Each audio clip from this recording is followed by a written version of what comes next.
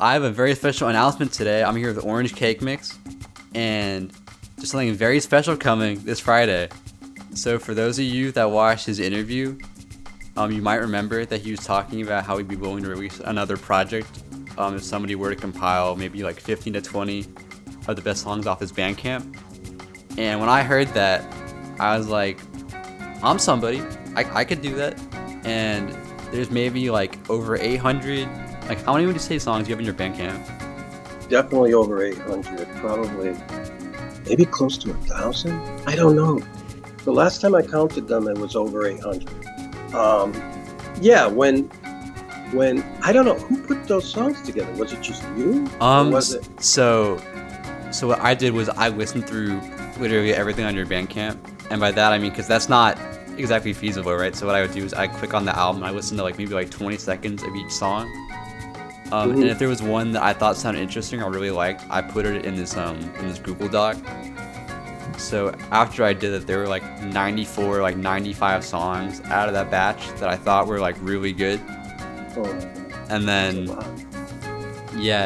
I sent that list out to a bunch of my friends, and I had them listen through all of them, and then they would put a little marker on the docs, an exclamation mark, maybe a hashtag or something, just showing that they liked that one. And then I went through that again after they all did that, and then for the most part it was just whichever songs had the most markers after it was how I decided. So I want to give a very special thanks to Yen, Hector, Orange, Pastoria, Elijah B, and my friend Lydia. So thank you to everybody who listened through that, because this wouldn't have been possible without them. But well, they did a great job, because when I listened to it all the way through, the songs kind of flow together. The chords even. There's similar chords, and I'm like, how did they pick out the songs that complement each other like this? Maybe it's just an accident, The chord structures on a lot of the songs, if you hear, are similar. So you'll have Dollar Store, and then the next song might be similar. But there's other songs, the one with the drum machine. What is that? Oh, is it On Those Rainy Days? Synth pop. Yeah. That's the only one that's kind of doesn't fit. I mean, it's good, but it starts and it's it's not connected to the other songs around it, but the other songs seem to be connected. And then Yearbook Photograph, that's the next to last song. I can't explain it. And then the way it goes into Cold Winter Clouds, that's a 9-minute instrumental song. Like an acoustic meditation, whatever I'm doing on it. Just the way it flows into that song, it just seems natural somehow. Yeah, I was very particular about making the track list. I always have been. So I knew that I wanted Sweet Your Morning to be the intro, and then Cold Winter Clouds to be the outro, and then I just built the rest of the album around that, pretty much. Yeah. The album's called Memories Long Forgotten. The cover art was made by Orange Cake Mix. It's an old picture from his Facebook. And there's also going to be a visualizer that's posted on this channel. And it'll be out August 2nd, so this Friday. And it'll be on streaming services, it'll be on SoundCloud. Anywhere you can listen to music, it'll be out. Yeah, I'm really excited about it. It was awesome getting to work with you on this, because I basically got to make one of my favorite artists' next album. So that's pretty cool to me. It came out great. The way the songs complement each other. The way it's kind of like a song cycle, without meaning to be. I did realize it's a really sad album though, in the middle portion. Oh yeah. I mean, you listen to it and it's obvious, a depressive person. I mean, no, I make happy songs sometimes, but I've always had a melancholy personality since I was born. Yeah, it was sad. Now that I'm in Dollar Store, they're melancholy songs, sort of has a mood of Nick Drake, Pink Moon almost. The desolate, some of them. I should say most of them. And I don't know. Yeah, what are you gonna do? Those are the kind of songs I like. But you guys chose them too. There's other songs that are more upbeat but they're not on there, which is fine. Well, I think the intro and the outro sections of the album are like pretty happy, and then that middle section, which is the majority of the album, is more like sad. Sleep Through Morning though, and that's like, I know I sound really depressed singing that song, don't I? I thought it was happy, but Yeah, Sleep Through Morning, like a melancholy, lonely song. I don't know, But it's like a good, though. lullaby to me. That's how I viewed Yeah, it. I wasn't depressed when I made it. I remember we were living this bed and breakfast because she was working there at the time, and yeah, it was just a song. Press play and record. Oh, I like these chords, and this goes with it. See, when I think back, it's like you're talking about 40 years. Like I started this in 1984 recording. And just evolved into this. That's why, I don't know, it made me want to do, if I do anything in the future, seriously, I want to do all upbeat songs. Mm-hmm. After hearing that, I don't want to depress people. You know what I mean? Mm-hmm. You know, they're going to hear and be like, oh, what a downer. But, you know, hey, what am I saying? People will like it. People will enjoy it, I think. Yeah, some of those other stores, songs, I said store. I mean, like Dollar Store. The one you did the most for never really. That cared one is back. like heartbreaking.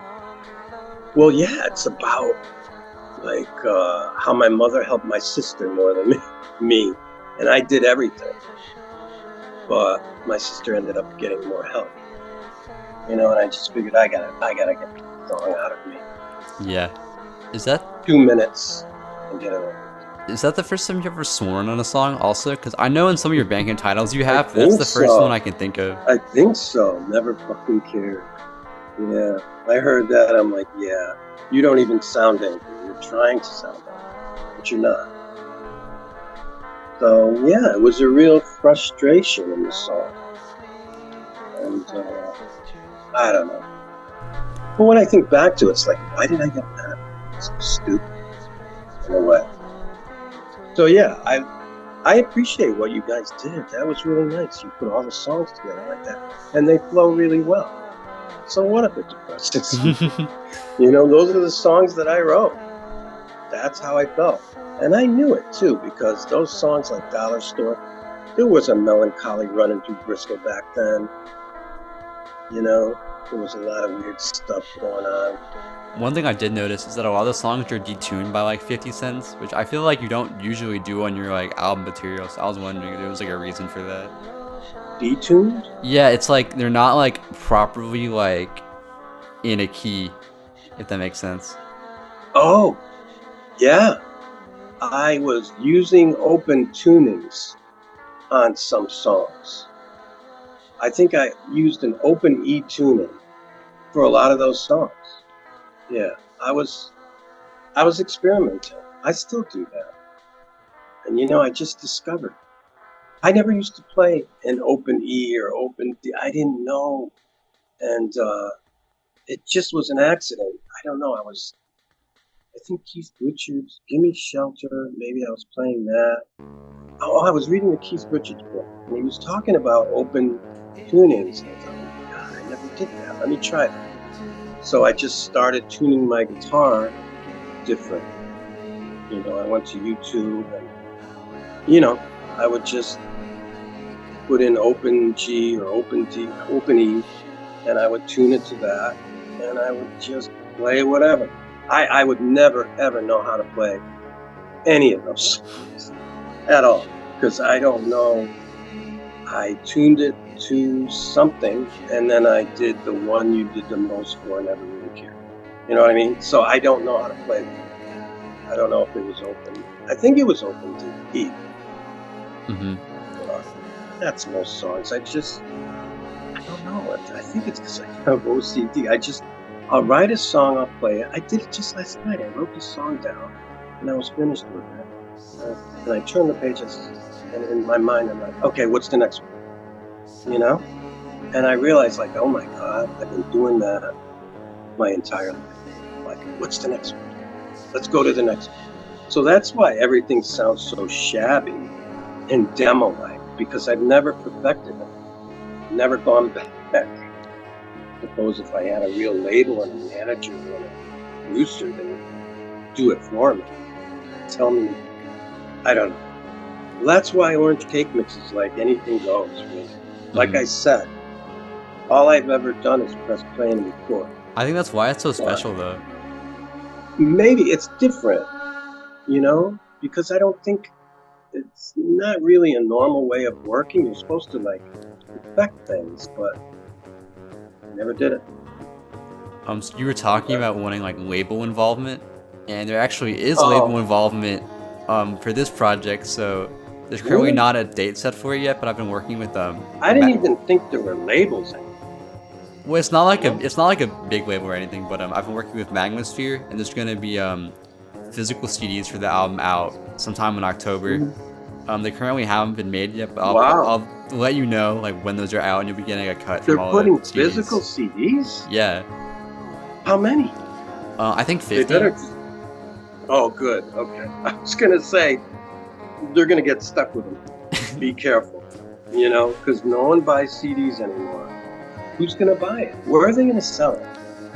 Online? I think through Bandcamp. Yeah. I'll be shocked if anybody buys it. People just don't buy CDs. And people buy your tapes, though, right? You know, I've been selling them on eBay because it's a long story. The woman who lived downstairs, where we used to live,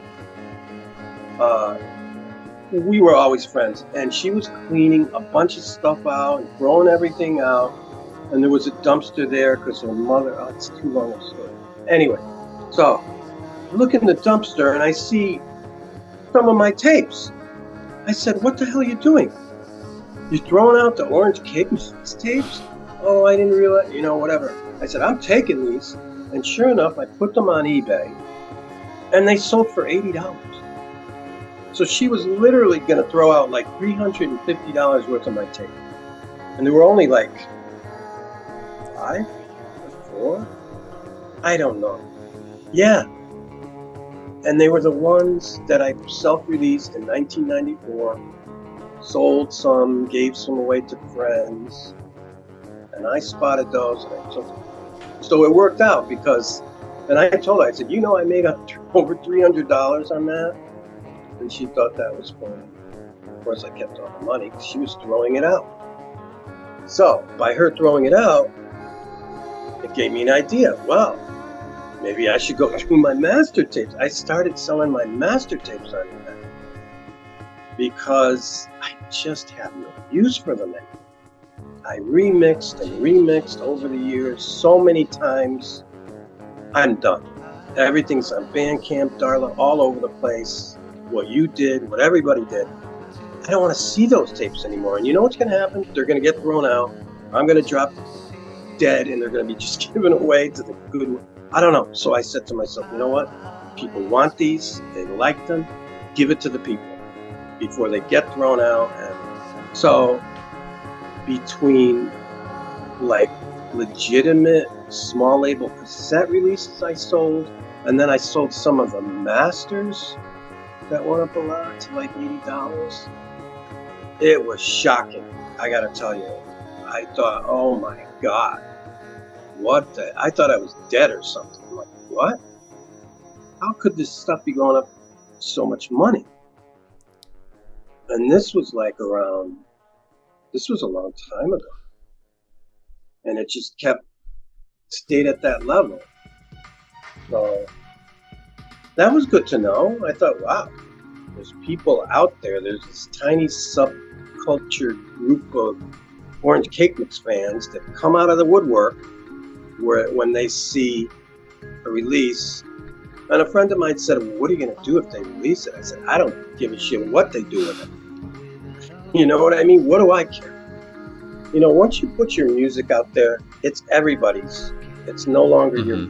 I mean, you know what I mean? It's the people's music.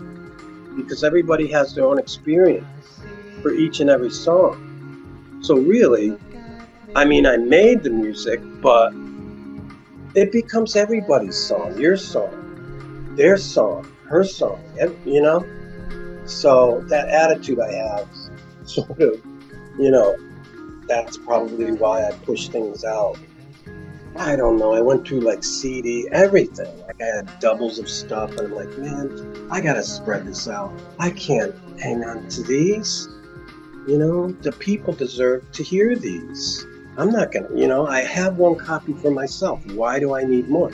So I put out Ocean Rainbow and Blue Island Sound for $15 because, you know, they had extra tracks, Japanese releases, and somebody bought them, you know, and I felt they were happy to get them. And that's what matters, just getting the music out there to the people that like it, right? They deserve it. And plus I got to make $30. I mean, they were just sitting here doing nothing. And now somebody out there, I forgot who it was, a fan, I mean, you know, they get to enjoy it. But yeah, so Orange Cake Mix, Memories Long Forgotten will be out this Friday, August 2nd. You'll be able to listen to the album directly here in this channel. It'll be on any streaming service. And I just want to say that I had a really awesome time working on this project with you, because it's really like a dream come true. So it was great. Listening to that playback, the way you put all those songs together, or everyone, how you made it flow. I'm telling you, a lot of the songs, I don't know if you did it on purpose, but the chords, see, I can't explain it. It would have to be played right now, and I'd say this song, you know what I mean? I think it was an accident. No, it was intentional. I try to make sure that songs it was intentional? aren't like similar keys and stuff, so they transition well. I wasn't sure, because I thought, wait a minute.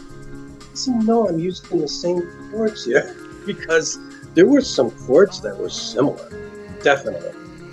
Yeah, I have synesthesia, so like I like hear like colors with music, so like that's how I can kind of I can like tell what key a song's in by that. That's also how I knew it was G2, because I was seeing like different colors than I usually see, and then I tested with my piano and I could tell that it wasn't. That's pretty cool. Like in the standard tuning.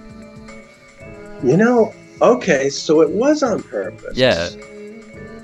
Yeah, that's pretty cool, because it was like, I thought it was like a happy accident, you know, like, oh wow, this was accidental, and they complement each other. But no, even Yearbook Photograph, going into the chords after that, Cold Winter Clouds, I even thought those seemed connected in a really odd way. I don't know how they are, but they are.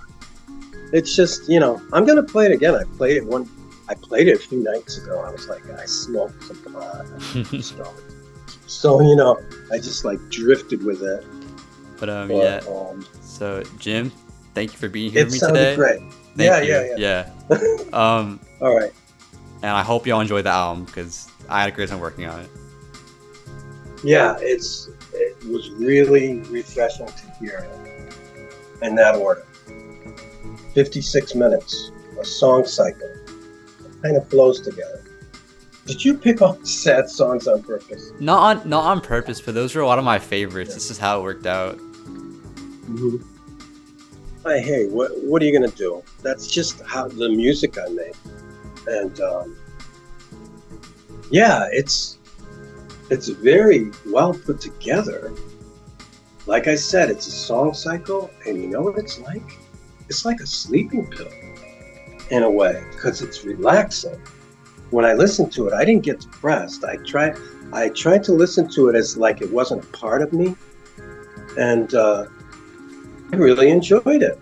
If it was a stranger that put that out, I'd say, wow, they put out a pretty good album. It's just something that you listen to at night. But hey, it's great. I really appreciate what you did, and your friends and everybody. I really, really do. Anyway, okay, well, it's been great. What could I say? Yeah, it was nice talking to you, and I'll talk to you soon once it's out. Yeah, you too. Great talking.